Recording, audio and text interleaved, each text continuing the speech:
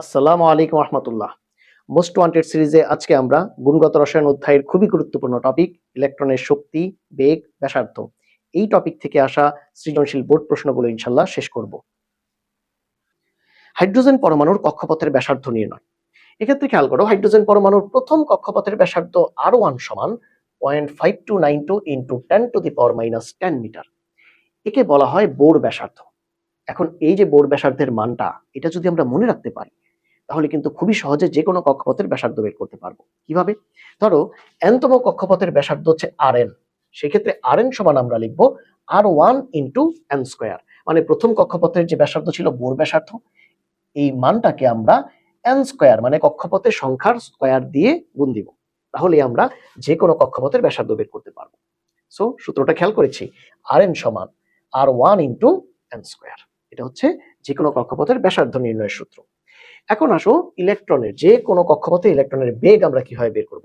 তো nতম কক্ষপথে ইলেকট্রনের বেগ vn সমান 2πz² এই ক্ষেত্রে z হচ্ছে পারমাণবিক সংখ্যা, যার মান হাইড্রোজেনের জন্য কত? 1। ই হচ্ছে ইলেকট্রনের চার্জ 1.6 × 10⁻⁹ কুলম্ব। h হচ্ছে প্ল্যাঙ্কের ধ্রুবক 6.626 10⁻34 জুল সেকেন্ড। এখন খেয়াল করো, এই যে মানগুলো, এই মানগুলো যদি আমরা এই সমীকরণে বসাই, খুব মনোযোগ দিয়ে খেয়াল করো, শুধু কক্ষপথের সংখ্যাটা ছাড়া মানে n এর মান ছাড়া বাকি সব মান যদি তুমি এই সমীকরণে বসাও তাহলে এই মানটা পাওয়া যাবে 2.18 ইন্টু 10⁻6, এই মানটা পাওয়া যাবে। তো একে যদি কক্ষপথের সংখ্যা n দিয়ে এখন আমরা ভাগ করি তাহলেই nতম কক্ষপথে ইলেকট্রনের বেগ পাওয়া যাবে। কোন এককে? মিটার পার সেকেন্ড, SI এককে পাওয়া যাবে। এখন এটা কেন দেখালাম? খুবই গুরুত্বপূর্ণ কথা, খেয়াল করো। পরীক্ষার খাতায় তো তুমি সবকিছু লিখবা, ঠিক আছে, কিন্তু ক্যালকুলেটরে ক্যালকুলেশনের সময় তুমি এই মানটাকে 2.18 ইন্টু 10⁻6 কে শুধু কক্ষপথের সংখ্যা দিয়ে ভাগ করে বেগটা বের করে ফেলবে। কারণ ক্যালকুলেটরে এই বড় বড় মান বসানো একটা তো সময়ের বিষয়, নাম্বার 2 হচ্ছে এখানে ভুল হওয়ার সম্ভাবনা অনেক বেড়ে যাবে। তো এর জন্য সুবিধা হচ্ছে ক্যালকুলেটরে সরাসরি তুমি এই মানটা বসাও, বসিয়ে n দিয়ে ভাগ করে দাও, তাহলে nতম কক্ষপথে ইলেকট্রনের বেগ বের হয়ে যাবে। আশা করছি জিনিসটা ক্লিয়ার হয়েছে। ক্যালকুলেটরের জন্য তুমি এই কাজটা করবা, তোমার সময় এবং সেফটি দুইটাই ঠিক থাকবে ইনশাআল্লাহ। নেক্সট, এখন আমাদেরকে যদি বলা হয় যে nতম কক্ষপথে প্রতি সেকেন্ডে ইলেকট্রনের আবর্তন সংখ্যা, এটাকে বলা হয় কম্পাঙ্ক বা ফ্রিকোয়েন্সি, প্রকাশ করা হয় f দ্বারা, এইটা বের করো। nতম কক্ষপথে প্রতি সেকেন্ডে, খেয়াল করো, প্রতি সেকেন্ডে ইলেকট্রনের আবর্তন সংখ্যা অথবা কম্পাঙ্ক অথবা ফ্রিকোয়েন্সি f এর মান বের করতে হবে। তো এই ক্ষেত্রে f সমান হচ্ছে vn ডিভাইড বাই 2πRn। এক্ষেত্রে vn হচ্ছে nতম কক্ষপথে ইলেকট্রনের বেগ, Rn হচ্ছে nতম কক্ষপথের ব্যাসার্ধ। তার মানে nতম কক্ষপথে ইলেকট্রনের বেগকে 2πRn মানে nতম কক্ষপথে ব্যাসার্ধ দিয়ে ভাগ করলে ইনশাআল্লাহ আমরা ইলেকট্রনের ফ্রিকোয়েন্সি অথবা প্রতি সেকেন্ডে তার আবর্তন সংখ্যা, কম্পাঙ্ক, ফ্রিকোয়েন্সি যাই বলি সেটা খুব সহজে বের করতে পারবো। এখন পরপর তো আমরা তিনটা সূত্র দেখলাম, Rn, Vn এবং f নির্ণয়ের সূত্র। চলো এগুলিকে কাজে লাগিয়ে আমরা খুব সহজে সৃজনশীল সলভ করি। ঢাকা বোর্ড 25, খেয়াল করো, বলা হচ্ছে যে প্রতি সেকেন্ডে E2 ইলেকট্রনের আবর্তন সংখ্যা হিসাব করো। আচ্ছা, E2 ইলেকট্রন, এই যে ইলেকট্রনটা E2 ইলেকট্রন, এইটা ইলেকট্রনটা দেখো কয় নাম্বার শক্তি স্তরে আছে? 1 2 3, 3 নাম্বার শক্তি স্তরে আছে। তাহলে এই ক্ষেত্রে কক্ষপথের সংখ্যা n এর মান হবে 3। এখন তাহলে আমরা যদি এই ইলেকট্রনের আবর্তন সংখ্যা হিসাব করতে চাই, সূত্রটা কি? F = Vn/2πRn। তার মানে আবর্তন সংখ্যা f বের করতে হলে আমাদেরকে Vn জানতে হবে এবং Rn জানতে হবে। Vn বের করার সূত্র হচ্ছে এইটা, nতম কক্ষপথে ইলেকট্রনের বেগ, আর Rn বের করার সূত্র, nতম কক্ষপথের ব্যাসার্ধ বের করার সূত্র হচ্ছে এইটা। এখন যদি আমরা Rn বের করতে চাই তাহলে খেয়াল রাখবো, এই ক্ষেত্রে R1 মানে বোর ব্যাসার্ধকে n স্কয়ার দিয়ে গুণ দিতে হবে। এখন R1 এর মান 0.5292 ইন্টু 10⁻10, একে আমরা n স্কয়ার দিয়ে গুণ দিব, n মানে কত? 3।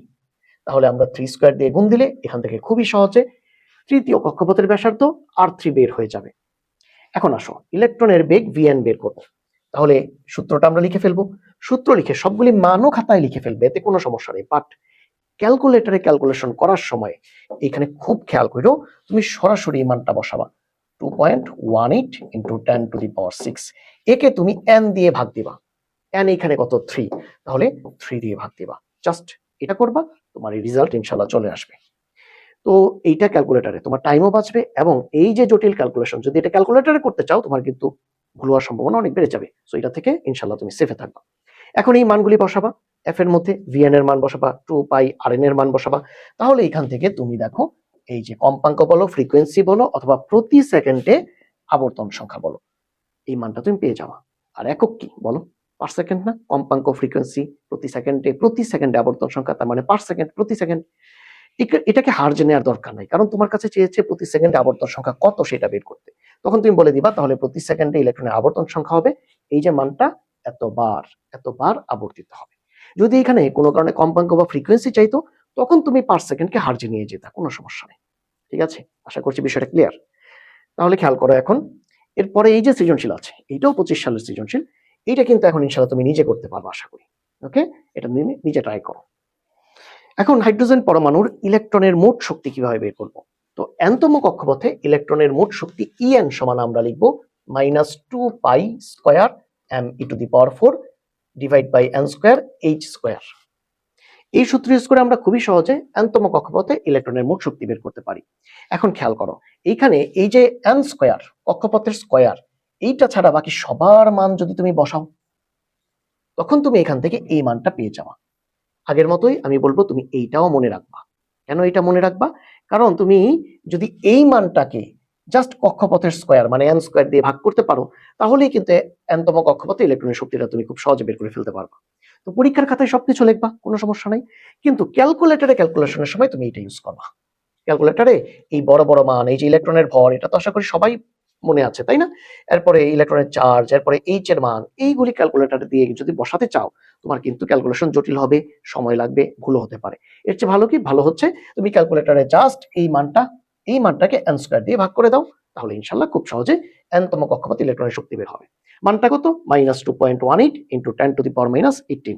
মনে রাখা কিন্তু খুবই সহজ। আগেরটা কি ছিল? -6 ছিল, বাকি সবকিছু সেমই ছিল বেগের সময়।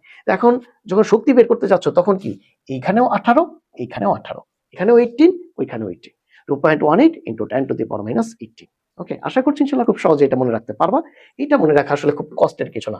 সামনে একটা মাইনাস আছে, এটা কিন্তু খেয়াল রেখো, ইলেকট্রনের শক্তি ঋণাত্মক। এখন খেয়াল করো, আমরা যদি এই সৃজনশীলটা খেয়াল করি, এই সৃজনশীলের ঘ প্রশ্নে কি বলা হয়েছে?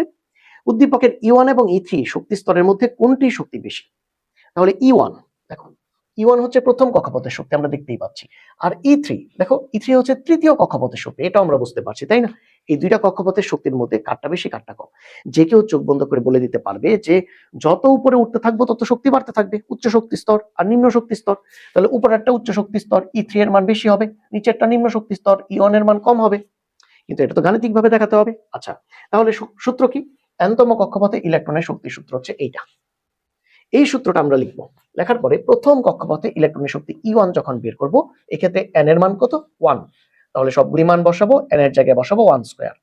এখন আমরা যখন ক্যালকুলেটর হাতে নিব, তখন ভুলেও এই মানগুলি ক্যালকুলেটরে তুলবো না, তাহলে সময়ও নষ্ট হবে, ভুল হওয়ার সম্ভাবনা বাড়বে। কি করবো ক্যালকুলেটরে জাস্ট -2.18 × 10⁻18 এই মানটাকে n² দিয়ে ভাগ করব।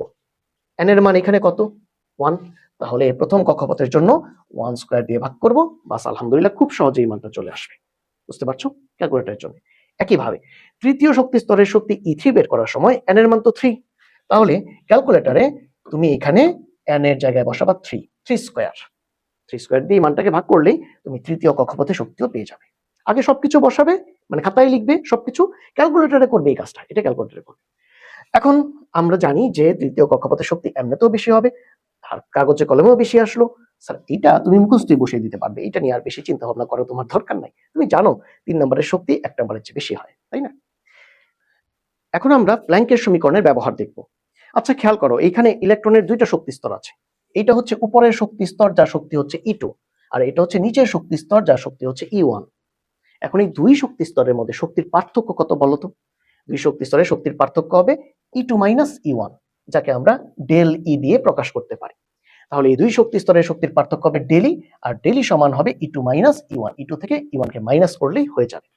এখন বোরের তত্ত্ব মতে ইলেকট্রনকে যদি উপরের শক্তি স্তর থেকে এই নিচের শক্তি স্তরে নামতে হয়, তখন কি করতে হবে? তাকে শক্তি বিকিরণ করতে হবে। কতটুকু শক্তি বিকিরণ করতে হবে? এই যে দুই শক্তি স্তরের শক্তির পার্থক্য ডেলি, এই ডেলি পরিমাণ শক্তি তাকে বিকিরণ করতে হবে। এটাই তো বোরের তত্ত্ব ছিল, তাই না? আচ্ছা, যদি ইলেকট্রনকে এই নিচের শক্তি স্তর থেকে উপরের শক্তি স্তরে উঠতে হয় তাহলে কি করতে হবে? শক্তি শোষণ করতে হবে।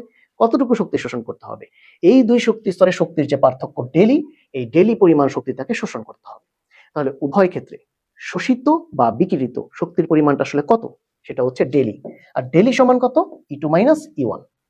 তাহলে শোষিত বা বিকিরিত শক্তির পরিমাণ নির্ণয় করা তাহলে খুবই সহজ। কি করব আমরা? আমরা প্রথমে E2 বের করব, তারপর E1 বের করব, এরপর একটা থেকে আরেকটাকে মাইনাস করব। তাহলে এই দুই শক্তি স্তরে শক্তির পার্থক্য ডেলি পেয়ে যাব, আর এটাই হচ্ছে শোষিত বা বিকিরিত শক্তির পরিমাণ।